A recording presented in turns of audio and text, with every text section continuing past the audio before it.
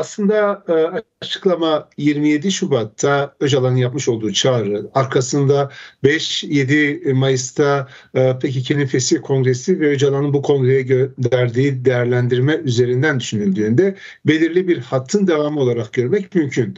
Öcalan burada da hem bir değerlendirme yapıyor, tarihsel bir değerlendirme yapıyor PKK ve Kürtler için, hem de geleceğe dair ne yapılması gerektiği hakkında bir perspektif ortaya koyuyor.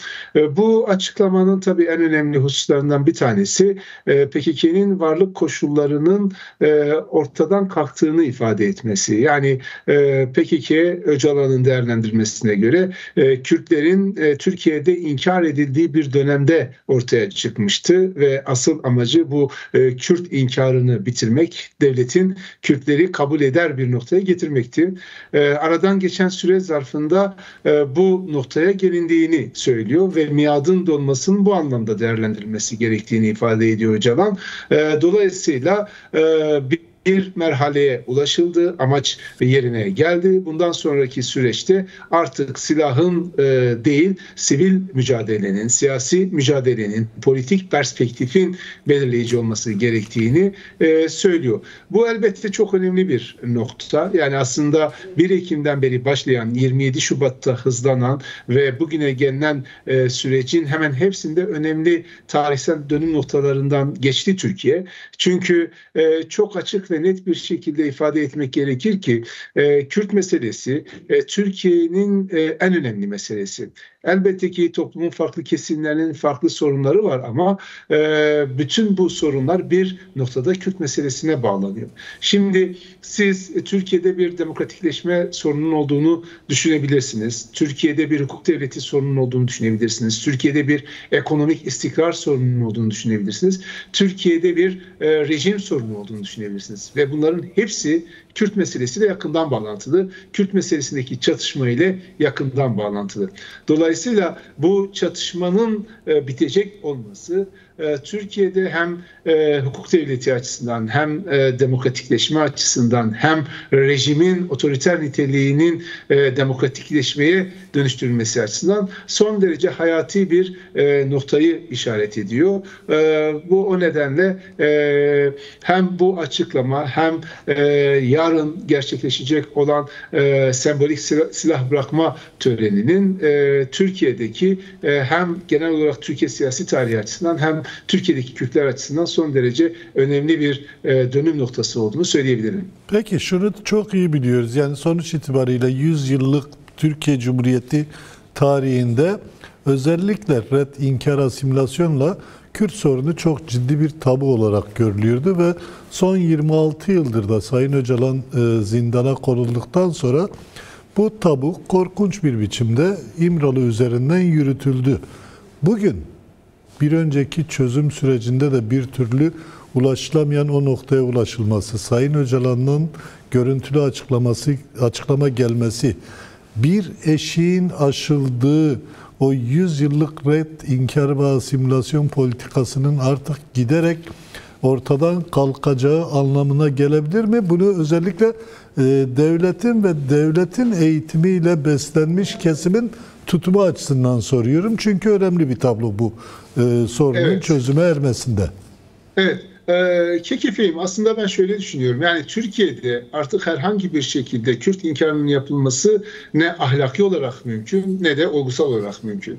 Yani Kürdistan bölgesel hükümetinin olduğu, işte Suriye'de yeni bir Kürt yapılanmasının meydana çıktığı bir dönemde Kürt varlığını inkar etmenin imkanı yok. Öte taraftan zaten Türkiye'de milyonlarca Kürtler var ve devletin yürütmüş olduğu asimilasyonist politikaya rağmen Kürtler kendi Kürtlüklerinden vazgeçmediler. Yani belki kültürel manada devlet asimilasyon politikalarında bir kısım başarı elde etti ama politik manada devletin bir başarısından söz edilemez. Çünkü Kürtler bütün bunlara rağmen halen Kürt kimliklerini sahipleniyorlar ve Kürt kimliklerine yönelik taleplerini dile getiriyorlar. Bu anlamda ben o tarihi eşiği aştığımızı düşünüyorum. Bundan sonraki temel sorun sorun, bundan sonraki temel sorun eşit ve özgürlükçü bir ortaklaşmayı nasıl gerçekleştireceğimiz sorunudur. Ve bu sorunun çözülebilmesi için de Türkiye'de bu çatışma dinamiğinin ortadan kaldırılması gerekiyordu. Süreç bu dinamikle ilgili bir şey sormak istiyorum müsaade edersen. Sayın Öcalan açıklamasında net ifadelerle söylüyor. Yani klasik işte ben adım atacağım, sen adım atacağım, ben atacağım, sen atacaksın değil de bir şekliyle bir çözüm perspektifi üzerinden geleceğin toplumunu birlikte oluşturmayı öneriyor ve bunun mücadelesini veriyor. Peki devlet de bugün gelinen aşamada bu noktaya gelmiştir diyebilir miyiz? Ya da bu açıklamadan sonra bu noktaya gelmeye vakıf bir devlet görebilecek miyiz sizce? Evet, bu bağlamda sizin işaret ettiğiniz hususta Öcalan 3 noktaya dikkat çekiyor metinden benim gördüğüm. Bunlardan bir tanesi süreci kısır tartışmalara mahkum etmemek. İkincisi süreci sen ben tartışmalarıyla heba etmemek. Üçüncüsü de tarafların son derece hassas bir şekilde davranmaları. Yani bütün kamuoyunu gözeterek hassas bir şekilde hareket etmeleri. Bu anlamda silah bırakma önemli bir dönüm noktası olacak. Bundan sonraki süreçte bu sürecin gerçekten başarılı bir şekilde neticelenmesi, arzu edildiği gibi silahların bu meselede devreden çıkabilmesi için yapılması gerekenler var. Şimdi bu yapılması gerekenler ne zaman yapılacak, nasıl yapılacak? Yine sürecin başından bugüne kadar tarafların açıklamalarına baktığımızda benim görebildiğim şöyle bir husus var. Yani hem Öcalan hem DEM Parti hem de Bahçeli, devlet kanadında özellikle Bahçeli sürecin mümkün olan en kısa süreç içerisinde, en kısa vakit içerisinde yapılması gerektiğini ifade ediyorlar.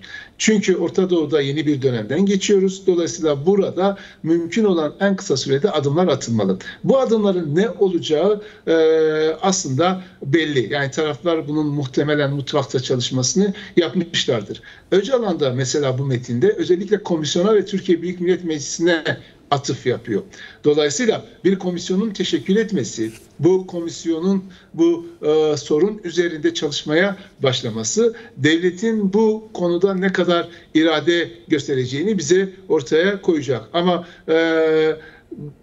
şu ana kadar süreçten çıkardığım iki taraf da süreci yürütme konusunda iradelerini koruyorlar. Nitekim Öcalan'da metinde samimiyeti görüyorum, ümit varım ve bunu coşkulu bir şekilde yerine getirmeye hazırım diyor. Bence bu ifadeler iki tarafa da yapılan bir ifade. Bir taraftan PKK'nin kongre kararlarına uygun olarak adımları atacağına yönelik bir güveni yansıtıyor. Diğer taraftan da devletin buna karşılık yapması gereken siyasi ve politik hamleleri yapacağına dair umudunu yansıtıyor. Ama dediğim gibi bunun süreç içerisinde nasıl ilerleyeceğini önümüzdeki günlerde siyasal iktidarın buna yaklaşımında göreceğiz. Önümüzdeki günlerin önemli gelişmelerden biri silah bırakma, silahları bir şekliyle imha etme töreni. Bunu biliyoruz. Cuma günü bir şekliyle yapılacak. Elbette bugün dünya izlediği gibi o günde tüm dünya o töreni bir şekliyle izleyecek. Ama burada Sayın Öcalan'ın dikkat çektiği bir nokta da sizin vurguladığınız komisyon.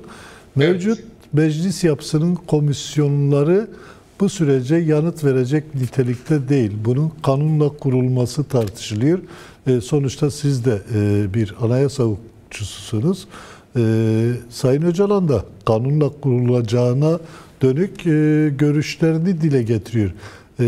Böyle bir komisyonun oluşumu sürece nasıl bir katkı sağlar? Süreci yürütebilecek bir komisyonun meclisin mevcut yapısında oluşturabilmek mümkün mü sizce? Günümüz Türkiye'si içerisindeki tabloda soruyorum. Evet, aslında mümkün. Şöyle bir mümkünlük söz konusu. Bugün Türkiye parlamentosunda grubu bulunan 5 partiden sadece İYİ Parti bu sürece karşı. AK Parti, MHP, DEM Parti ve CHP süreci destekliyor. Bunun yanında Saadet Partisi, Deva Partisi, Gelecek Partisi ve bunlar da yine süreci ilkesel olarak desteklediklerini ifade ediyorlar. Dolayısıyla mecliste bir komisyon kurulabilir. Bu mecliste kurulacak komisyonla ilgili KKF'nin 3 tane temel problemimiz var. Bir, bu nasıl teşekkül edecek? Yani kaç kişiden oluşacak? Gruplar burada nasıl temsil edilecek? Bu konuda meclis başkanı siyasal partilere bir çağrıda bulundu. Nasıl bir meclis komisyonu arzuladığınızı yazılı olarak bana bildirin. Bunun üzerinden görüşmeleri sürdürelim dedi. Partiler bunu bildirdiler. Muhtemelen bunun görüşmeleri yapılacak.